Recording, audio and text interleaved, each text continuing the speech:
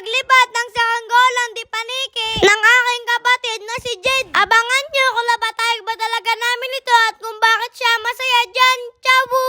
Araw nga ng Sabado, pagkatapos ko ngang mag-voiceover dyan ng video ko na gumawa ako ng saranggola. Binigyan nga ang kapatid ko ng pinsan namin na si Kuya Rapunzel ng di paniki na saranggola. Punit-punit nga ang babalat nito kaya pinalitan nga namin. At dito nga 3 parisukat nga ang ginawa namin dyan. At ito na nga ang test fly ng saranggola ng kapatid ko. Lumipad nga ito agad at napakalutang niya. Kaso alanganin nga kami dito magpalipad. Baka sumampit na naman sa puno ng akasya. Dahil nga ilang saranggola na nga namin ang sumampit sa puno ng akasya na yan. Kaya nagdesisyon na nga kami sa malawak na kaingin na nga kami magpalipad. At ito nga rin ang araw ng test fly na ang ginawa ko na saranggola. At sa oras nga na to, pinalipad ko nga muna ang ginawa ko na saranggola. At nanghiram nga muna ng ibang tansi ang aking kapatid para matesting na agad ang kanyang saranggola. At sa part nga na to, tapos na nga kami mag-video dyan ni Papa. Kaya tansi ko na nga ang gamit ng kapatid ko dyan. At kung mapapansin nyo dyan na wala na nga ang 2 balikpik na kulay dilaw. Ang dahilan nga, sumabit nga ang isa sa tricycle. Kaya parehas nga naming dilanggal ang 2 balikpik para pantay. At sa oras nga na to, tumayag na nga kagad ang saranggola ni Jed. Kaya tuwan-tuwa na talaga siya dito.